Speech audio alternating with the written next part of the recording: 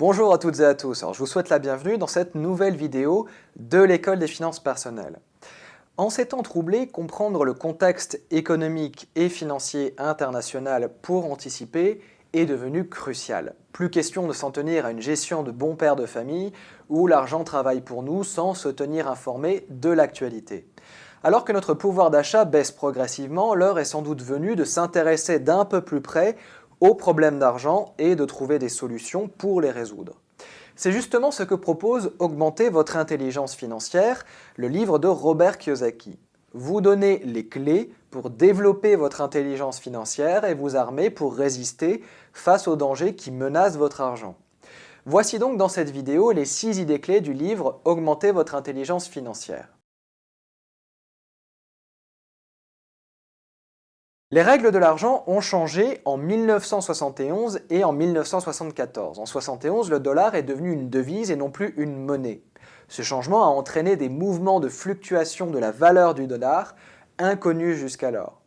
L'une des conséquences a été que les épargnants sont devenus les perdants et les débiteurs les gagnants. La thésaurisation d'une devise, qui par définition doit circuler librement, engendre sa perte de valeur. C'est la raison pour laquelle il est devenu si important de placer son argent en acquérant des actifs tels que les matières premières, les actions, etc., etc. Leur valeur intrinsèque ne change pas. Que vous soyez riche ou pauvre, vous devez résoudre vos problèmes financiers. Tout le monde a des problèmes d'argent, seule la nature de ces problèmes et notre attitude vis-à-vis de ces problèmes divergent. Si vous décidez de prendre en main vos problèmes d'argent, eh bien vous augmenterez votre capacité à en résoudre de nouveaux et ainsi de suite. C'est cela que l'on nomme l'intelligence financière. Le QI financier, c'est la mesure de notre intelligence financière. Pour gagner davantage d'argent, la voie royale, c'est de devenir entrepreneur, de créer son entreprise. Et pour réussir en tant que chef d'entreprise, vous devez absolument acquérir des connaissances commerciales. Si vous faites un piètre vendeur, il vous sera difficile de proposer les services de votre entreprise. Il n'est pas évident de faire progresser son QI financier numéro 1. Ce dernier implique non seulement de vouloir gagner plus d'argent, mais surtout d'accepter le processus qui l'accompagne.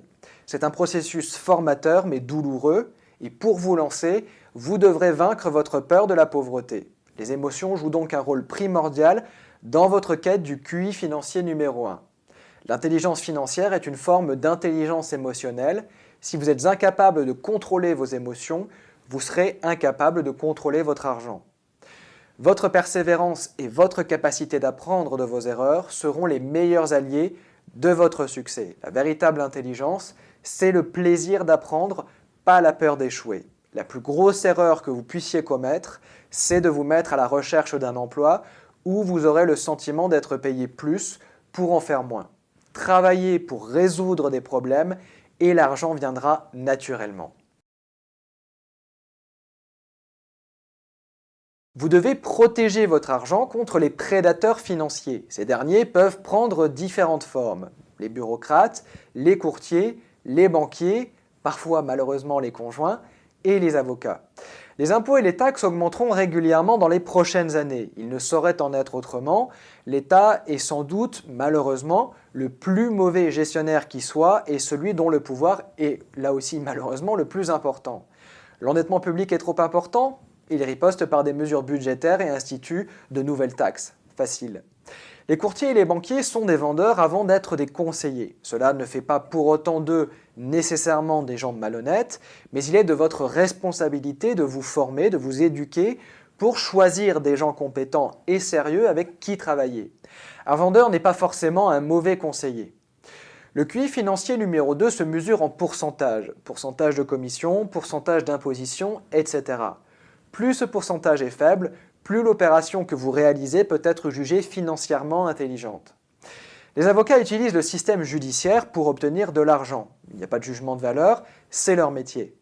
Pour vous éviter une quelconque mésaventure, ne gardez jamais rien à votre nom. Si vous créez plusieurs sociétés, par exemple, il est généralement conseillé de les regrouper dans une holding. Vous pourriez même y gagner en termes d'imposition. Et évidemment, n'oubliez pas de souscrire une assurance responsabilité personnelle.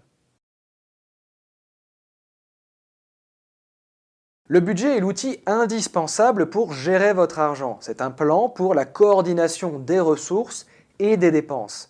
Les deux notions centrales à retenir sont le déficit budgétaire et le surplus budgétaire. La comparaison entre une entreprise et un individu peut s'avérer très instructive.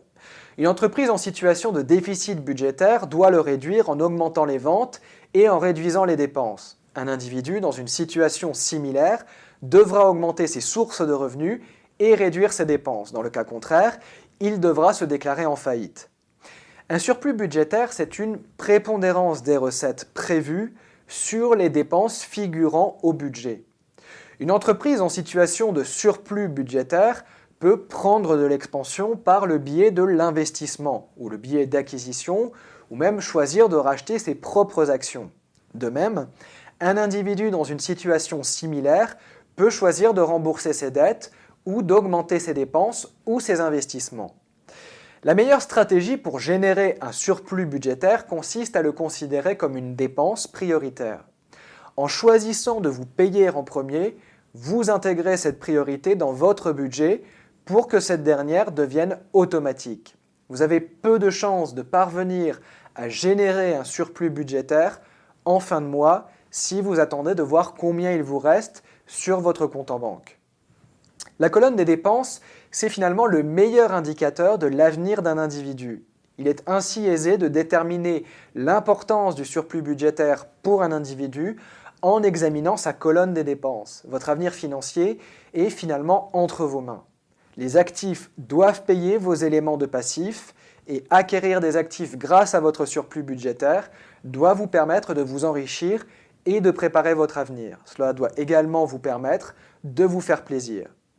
Vous pouvez vous payer ce produit de luxe qui vous fait tant envie, le tout est de le faire en bonne intelligence financière en ponctionnant une partie du flux d'argent généré par vos actifs. Lorsque vous traversez une période difficile, dépensez pour vous enrichir. En période de crise, les entreprises réagissent en réduisant leurs dépenses. C'est une erreur, car cela ne fait que contribuer un peu plus à rendre la situation morose. Au contraire, en investissant du temps et de l'argent qu'il vous reste pour rebondir, vous apprendrez à aller de l'avant et à chercher des solutions nouvelles. Ne cédez pas à la facilité, apprenez à faire la différence entre les bonnes dettes et les mauvaises dettes. Empruntez, prudemment au début, pour investir et vous enrichir, pas pour vous payer la dernière télévision 3D. Le QI financier numéro 3 se mesure comme le QI financier numéro 2 en pourcentage. Le pourcentage de revenus qui peut être inscrit dans la colonne de l'actif, plus le pourcentage est élevé et plus le QI financier numéro 3 est élevé. Le nouveau capitalisme emprisonne l'argent des travailleurs dans des investissements sur lesquels ils ont malheureusement très peu d'influence.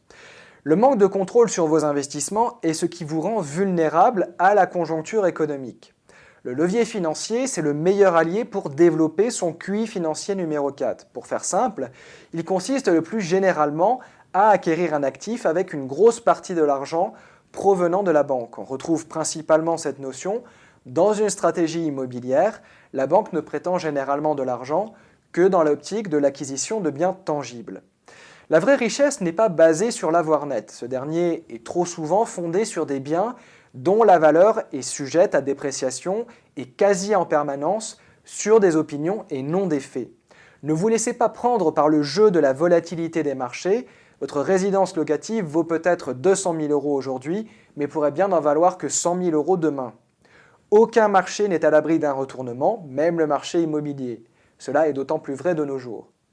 La vraie richesse n'est donc pas fondée sur l'inflation. La valeur d'un immeuble locatif, par exemple, est en réalité basée sur le loyer que paient les locataires. La clé d'un investissement réussi, c'est le contrôle que vous pouvez exercer dessus.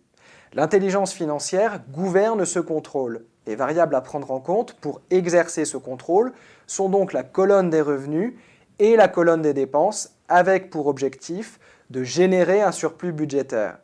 À ces deux éléments piliers s'ajoute la gestion de propriété. Un actif s'entretient pour ne pas perdre de valeur aux yeux des locataires. Les deux derniers éléments qui entrent en ligne de compte sont le passif et l'actif de votre bilan financier personnel. Ils sont fonction des revenus et des dépenses générées par votre bien locatif.